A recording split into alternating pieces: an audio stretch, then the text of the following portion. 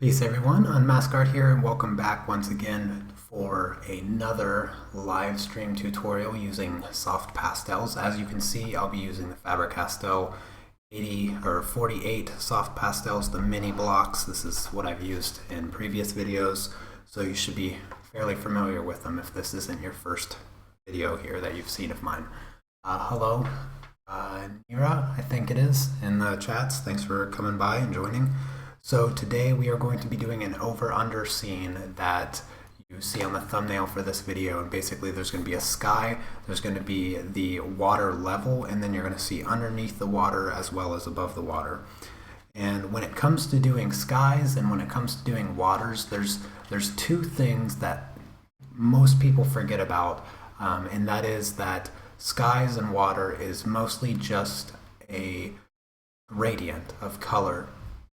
People often get lost in the details that their eyes are attracted to when it comes to working with water, when it comes to working with sky. But in actuality, the biggest aspect of it is just working in really good gradients. So we're going to start with the sky. The paper that I'm working on is the Canson Mi-tientes paper. I don't recommend this paper. If you're new to soft pastels, I definitely recommend either UArt paper or the Clairefontaine pastel mat. I'm kind of leaning more towards the UArt paper as far as my favorite paper, but yeah, so with that said, let's go ahead and get started with this drawing. Like I said, I'm going to be working on the sky, and what we're going to do is we're going to build a gradient from the bottom to the top to place our sky. So we're going to kind of do a slanted horizon here. We're going to kind of go from a third down to a half, just like this. When you're doing your gradients, don't be afraid to go further down than what you think the water line might be, because the layering process with the pastels is so simple that you can just go right over top of wherever you put it. So don't be afraid to go down too low, because you can just go right over top of it with your water once we start working on that.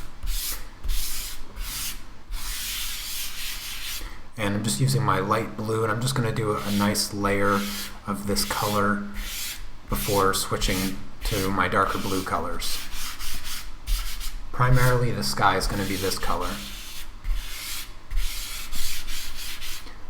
Oh goodness, I have a lot of people in the chat I have to say hello to. Hello everybody, Moni, Christy, hello Cece. I'm glad you were able to make it to the live stream.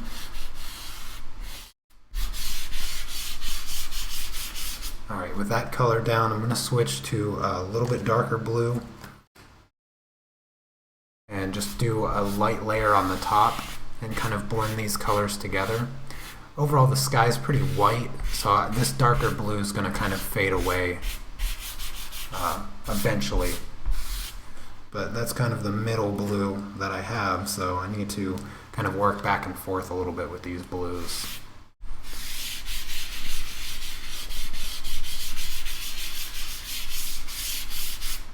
I'm almost running out that color there. Okay, I'm going to just blend this out with my finger. I have gotten a few sponge blenders that I tried out this past weekend. However, I noticed that when they blend, they generally work a lot like a paintbrush, and they lift a lot of the pigment off, which I'm not a fan of. So in actuality, I have yet to find anything that blends better than my finger. So I really like to blend with my finger. I just like the pressure that I'm able to add and kind of push the pigments into the paper much better, and I feel like I waste a lot less of my pastels that way, because I get to push most of the pigment into the paper. Like all this free dust that's out, I can just kind of push that right in there and it works out really well.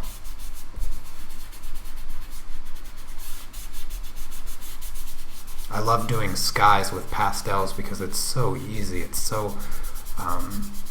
just so easy to lay down just a couple colors and get these nice vibrant blues and just blend them out and get super soft, consistent gradients that's just perfect for skies.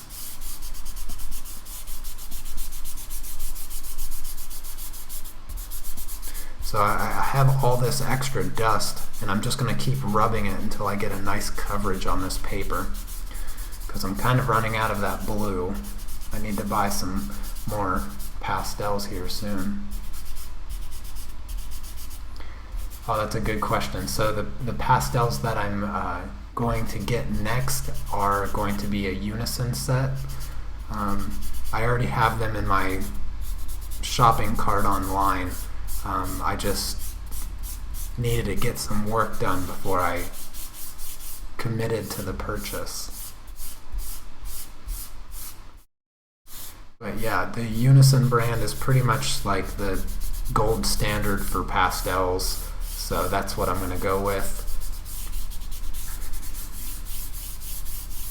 So this is a little bit more turquoise blue than I wanted, so I'm going to add a little bit more like the primary blue color and try to get it more bluish than turquoise. I want to save some of the turquoise for the water.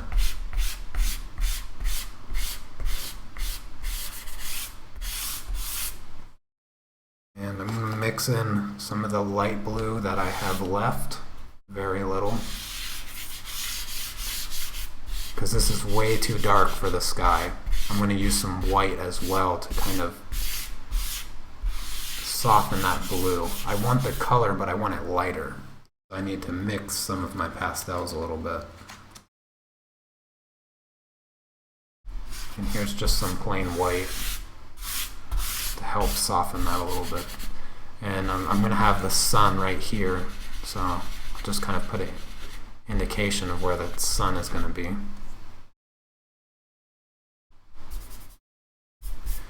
And I'll just go through and blend all this out. And I'm keeping my finger strokes, I guess you could call them, horizontal to the sky, because it's much easier to hide those streaks in the sky. They can kind of just indicate clouds and stuff like that. So I never move vertically in the sky.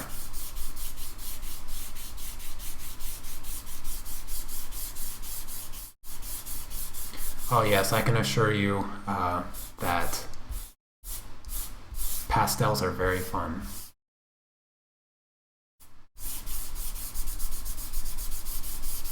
So you should definitely buy some. If you're thinking about it, then for sure buy them, because you won't regret it. They're just a super fun medium to work with. They're very easy. They can be a bit messy, and they can be a little bit troublesome as far as storing, but I'm going to be putting out a video very soon on how I store my pastels very cheaply, very efficiently as well. I've tested out some fixatives, and my ruling on fixatives for pastels is don't waste your money buying fixatives for pastels. It's a total waste of your money. They're not going to work ever. They're always going to darken up your piece. So don't do it. Don't waste your money. All right, so what I'm going to be doing here is just scribbling in some clouds. These are going to blend out so nicely that just, put in a few scribbles here and there, and you'll be fine. Just when you blend them out, the blue will start to blend into it, so they'll kind of disappear. So you'll have to do more layers of white, but for the most part, just scribble in some indications. I'm going to lighten the sky down here a little bit, and then we're going to blend it out, and you'll see how soft those clouds become, and it'll look nice. It really takes no effort at all to do skies. Just small little circles, blend it out.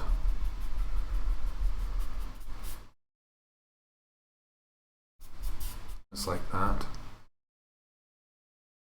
It's going to be kind of streaky clouds, which is exactly what I wanted for this sky.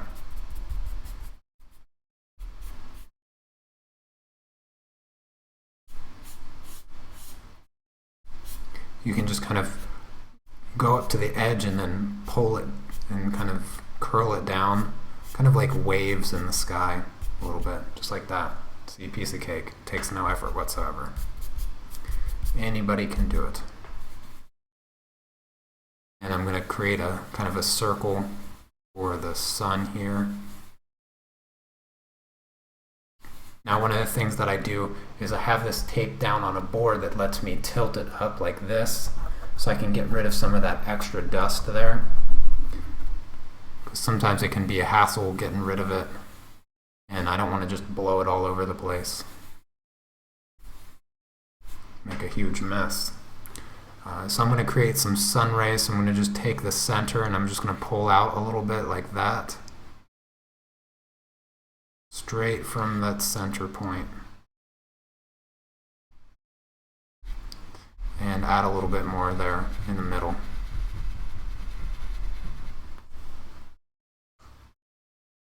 And I'm just going to gently blend that out with my finger. And also these streaks here, just blend those out a little bit like that.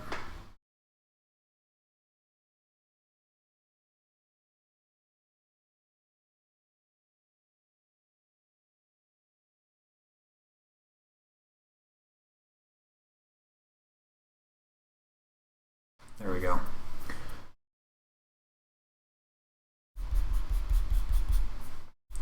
All right, so let me, forgot a paper towel, so my fingers are very dirty and I can't touch my computer mouse. Hold on one second, I'm going to clear off some of this dust.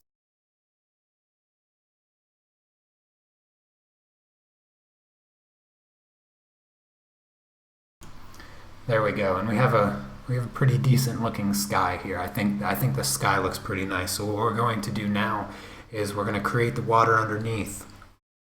And this is going to be almost as easy as creating the sky.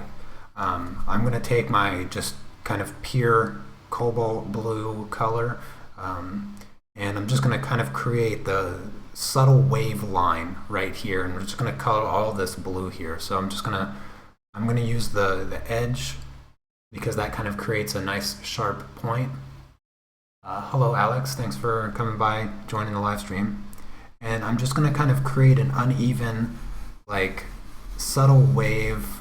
I'm not really drawing anything, just honestly, if you were to try to draw a straight line and all of your imperfections, just let them show through and it will create a nice little water line. And you can kind of come up maybe and create a couple little points, a sharper point, almost like a small little mountain. And that'll just be kind of like where some waves are hitting one another, like that. I'm just going to use the flat side and just kind of give myself a lot of color down here on the bottom.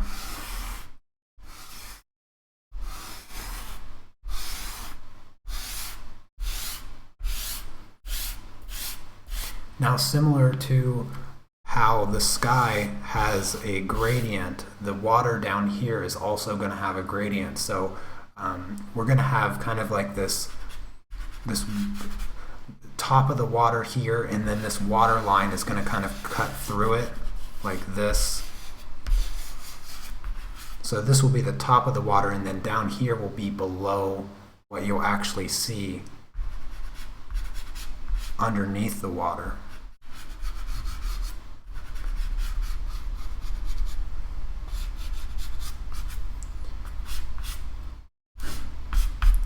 And this will go from dark to light, and then as the light comes in, it will kind of glow in the water here, and we'll create that light effect very shortly. So I'm just going to take some of my last little bit of the light blue and just go down here and create a nice gradient from this darker blue to this lighter blue, and then also over here where it will be much lighter. Just down here a little bit on the bottom.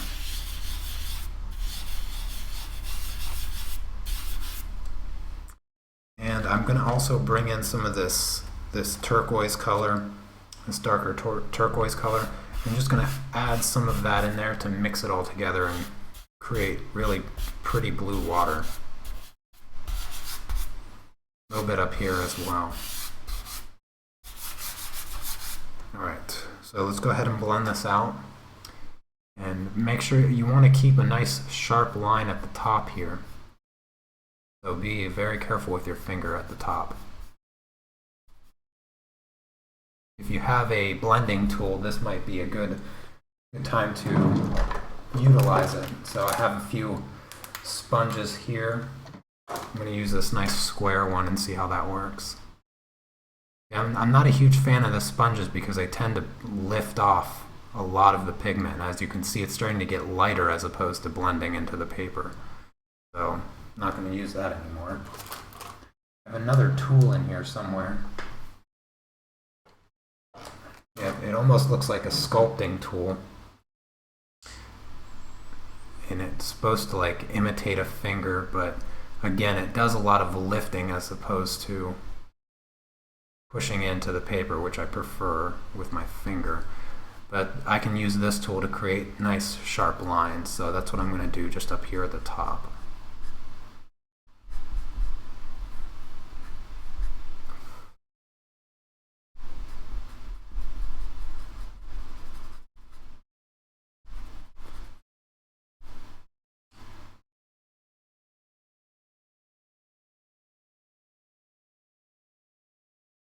Yeah, I should do some.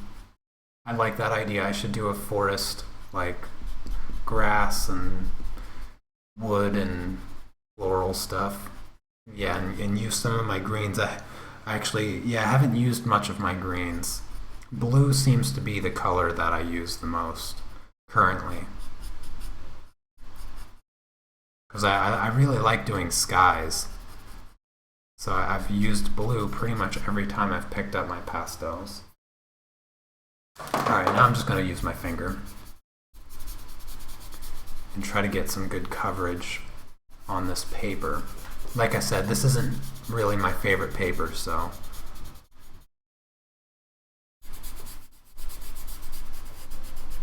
I'm just using this paper because I bought it, and this is just going to be a practice piece for the sake of a tutorial, so I don't have an issue using this paper for such a thing. Use up the paper instead of wasting it. And it's an okay paper to practice on. I would prefer to use this paper to practice on rather than my more expensive paper that I do final projects on and whatnot.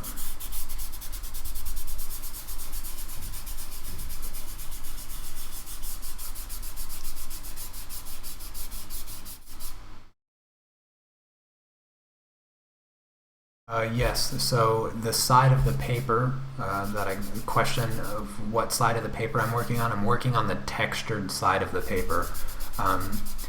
Even the textured side of this paper doesn't want to hold the pastel all that well, so for that reason alone, I won't even try the smoother side of the paper because it barely holds the pastel as is, so I don't want to restrict that even more by using the smoother side.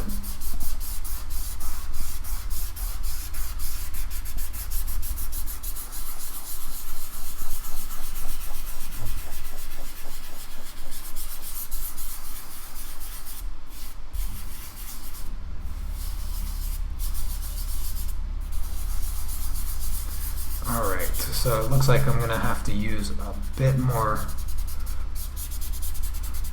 of the pastel to get some good coverage here, but we got good color. I'm going to use a little bit of black, just a bit of black up here to create a bit more contrast as these colors come down. I want that gradient, so I'm just going to add a little bit of black here, not too much, just about that. Take my nice primary blue and just add a bit more of it up here.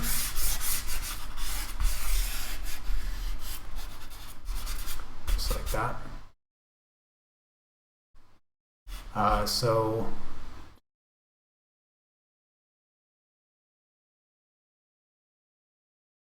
Yes, okay, so addressing a few questions that I got. Why am I not using my pencils to create my sharp edge? I'll probably do that later. I like to use these ones here to block in all of the elements, and then I take my pencils and I use those for the detail. The reason I save the pencils is they're a bit scratchy on this paper, so they tend to dig up some of the pastel that I lay down. So I kind of have to be a little bit more careful about what I choose to use my pencils for. I don't like to use them too early on. I like to use these to get maximum coverage. And I'm not too concerned right now with the inconsistency that I have with this line. I will use the pencil, but I don't switch back and forth usually from this to the pencil. I like to get all the major stuff done first. The second question is how do I protect my pastel work? I do not use fixative. I have tried out different fixatives thus far, and like I mentioned, like 10 minutes ago or so, I'm going to be putting out a video very soon about how I store my pastel work and how I protect it. I just shipped off my first pastel commission, so I'll even explain how I packaged it to ship it off to protect it, and what I told the client, because pastel work, it has to be protected behind glass. It has to be framed behind glass, and I don't like fixative because it changes the color. It changes the contrast, and I've tried two fixative. I've tried the fixative that was the highest rated one that I've found online from multiple sources of different people saying that this was the best fixative that they could get, matched up against pretty much every fixative out there, and I don't like the results of it.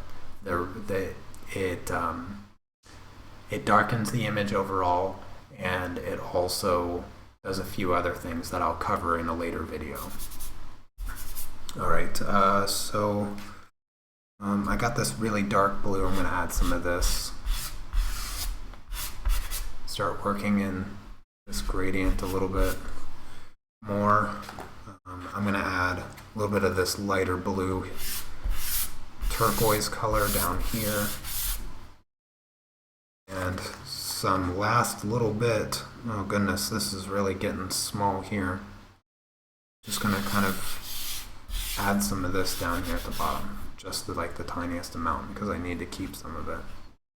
And also I'm going to start creating some of the water details up here, just some of the waves. And basically I'm just kind of zigzagging back and forth to create this highlight up here. It's going to be blended out, so this isn't going to be like the final details of the water up here, but that's kind of just creating it there. Hello, Anne.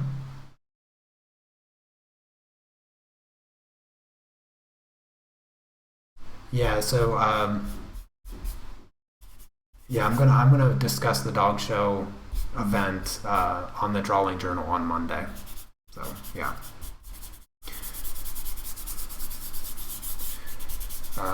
Okay, so I'm just blending this out now after adding a few of those colors, and gonna reevaluate where I'm at. I want this water to have like a perfect gradient, so I'm not gonna stop adding layers and blending it until I get the precise gradient that I want. You don't want to skip that step. It's really important that you work from your gradient first, especially if you're dealing with a sky or you're dealing with water. You want to establish that gradient and then go in and add like the ripples and the detail and the bubbles and stuff like that. You don't want to have to try to work around that stuff if you add it too soon. So that's why I never try to cut corners with that step. I always take my time with it. See, it's a bit too desaturated with the black up here, so I need to add more blue. Add a few more layers of that blue color. So I'm just going to do that right over top of the black, and that will add some of the saturation back.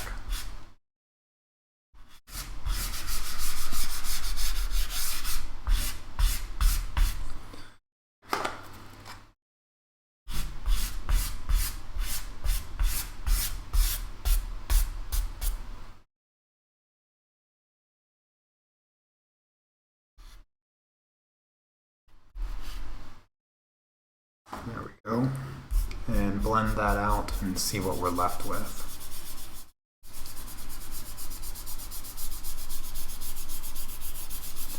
Now this is kind of where it's going to be glowing out and the light is going to be hitting right here, so try to avoid getting those darker colors in there as best you can, but you can always add the lighter stuff over top, so it's no big deal if you get in there with a little bit of the darker blue. Take care, Alex. Thanks for coming by the live stream.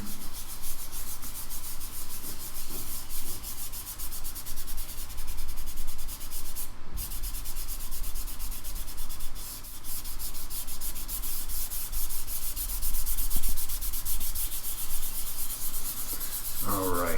So I think this is about as good as it's going to get on this paper. I feel like I'm kind of hitting the maximum potential of this paper right now. So I don't want to, I'm still going to add some details in here later on, some plants and a dolphin or two. So I want to maintain a little bit of the paper texture. So I'm not going to add too much more of the layers, but I do need to establish my light over here. So I'm going to use this lighter turquoise color, starting off with this, and I'm just going to kind of create this glow here. Just bring it down a little bit, like this, maybe a little bit over here, and add some white in here as well. So just like this, and just kind of straight from the sun. And kind of glowing out like this, just like that, and blend that out. It's not going to be too light. You're going to have to do this in a couple layers, but when you blend it out, maintain that light source. It's going to hit here and then it's going to dissipate in the water, so you want to use your finger to bring those light rays into the water like this.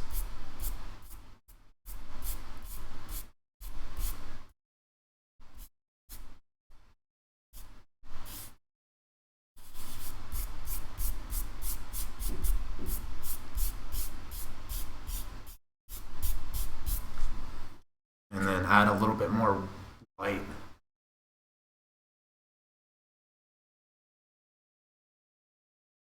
No, this is not the first time that I've used this paper. I've used this paper quite a bit because I bought a couple sheets of it, and I use it mainly for these tutorials, but also just like general practice as well. So we're just going in here and adding a bit more white light, but focusing it in that spot there where it's going to be lighter. Just going to brush it out gently with my finger now.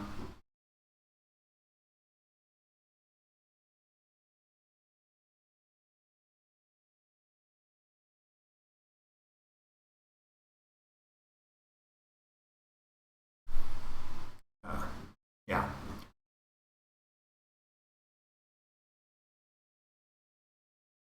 Hello, Bigelow.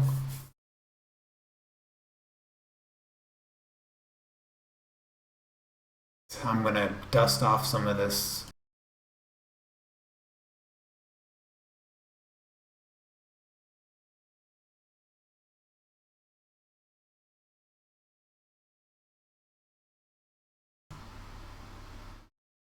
Alright, so now that we have these gradients done, I'm going to go in and I'm going to start adding some of the detail stuff.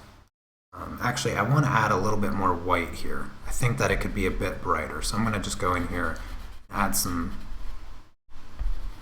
more concentrated white. Just kind of feather it off a little bit.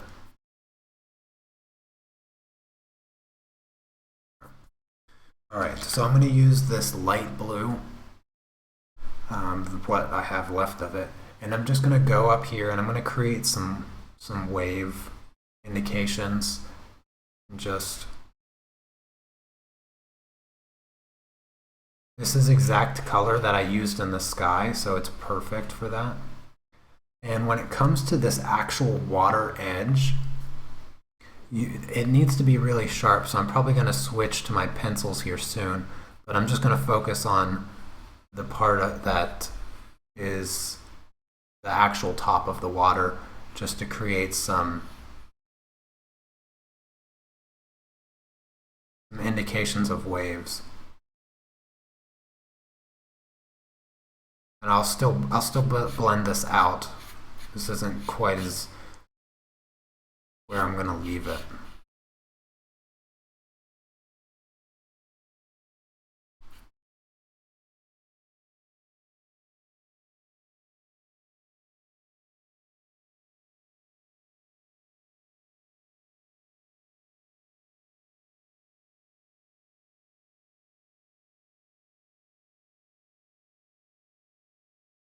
There we go. And I'm just going to kind of blend it a little bit to make it a bit softer. This is going to add that necessary color variation so that when you add those sharper details, everything kind of works together. Because if you were to just make it kind of two-toned, where it's like consistently one color and then consistently the other color, it's going to look a bit more artificial. But if you have those really subtle gradients for each little wave, it's really going to help create that water effect. So you can see it already pretty much looks like water. We're just going to go in here with a white pencil now. I have this white pencil, and I'm just going to go in here and I'm going to add some of those sharper white highlighted details.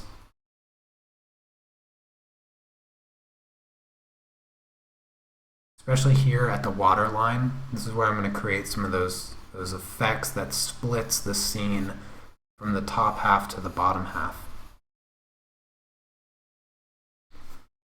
And what you're going to kind of see is these little squiggle lines that become jagged edges. And you have to kind of think of it being a wave and you cutting like a small slice out of it. Like if you're like cutting up, it's hard to explain, but you just kind of create these ripples that come together and split. And it creates that effect.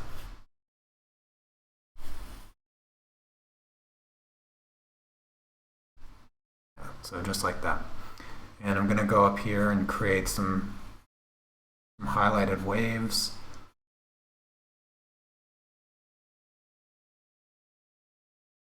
And where I see the wave coming in and flowing, it kind of just pops out at you. If you just create the random shapes and then go back and highlight the edges, and it just kind of all comes together when you start adding these brighter highlights. So you just pick them as you feel them. Just like that.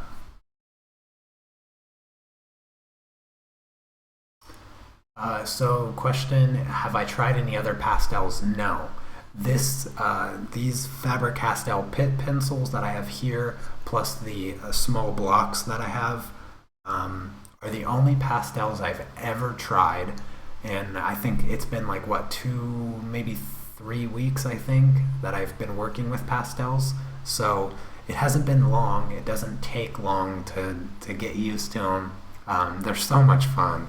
I can't get over how much fun pastels are, and they're so easy to use. It's almost unfair to all other mediums.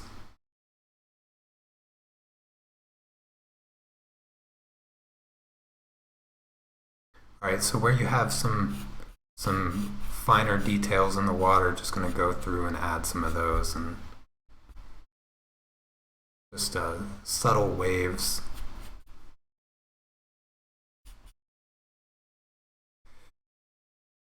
Let's see here. So I have a dark blue pencil. I don't have very much selection when it comes to pencils, because I only bought a 12 pack, so I only have like 2 of every color. So I have this dark blue, and I'm just going to go through and add some shadows here to the waves.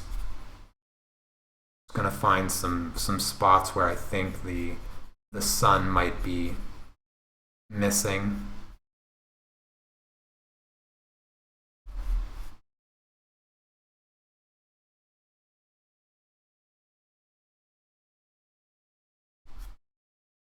And similar to how I did the highlights, I'm just kind of finding those spots where I feel like a dark line might help create this effect of water.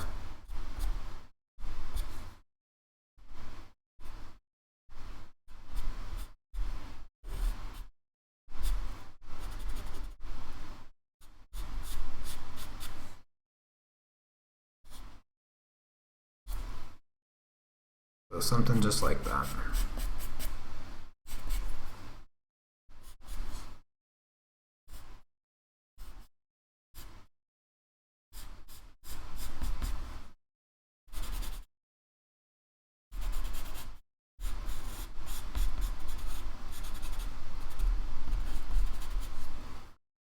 All right. So I'm going to try to do a very soft blend, just to get some of the texture out, because I want it to be nice and smooth. So I'm just going to try to blend out some of the texture. It's kind of difficult with this paper because this paper inherently has a texture to it. But if you can just gently brush your finger over top of some of those spots, even just in some cases just tap the paper a little bit, it can soften some of those harsher textured lines that the pencils tend to create. And for the brighter spots of the water, I'm going to switch back to this, and I'm just going to indicate some of those really bright spots that pop up on the water with a little dab, kind of like creating stars.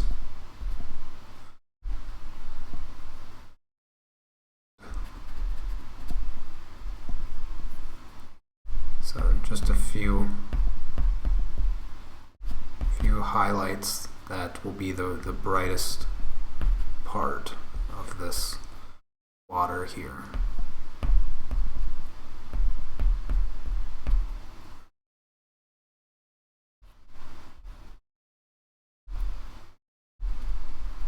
There, something like that.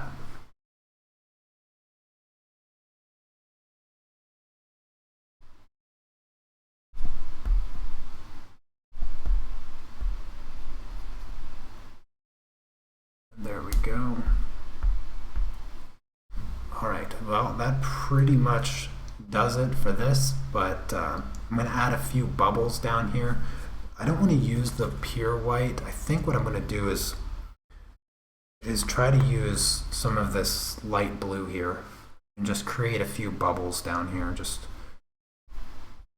to tap it on there a little bit, just to create a little bit more atmosphere to this piece until I call it finished.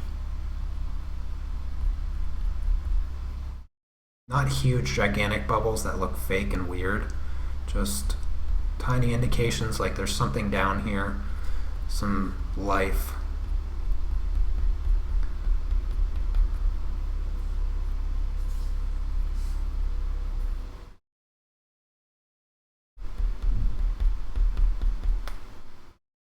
in a few bubbles over here maybe.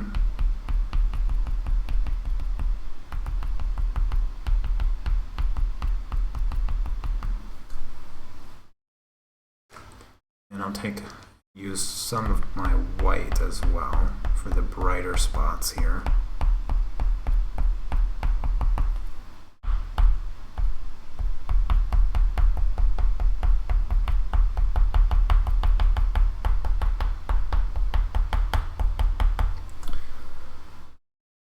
Alright, so let me get rid of some of this excess dust really quick.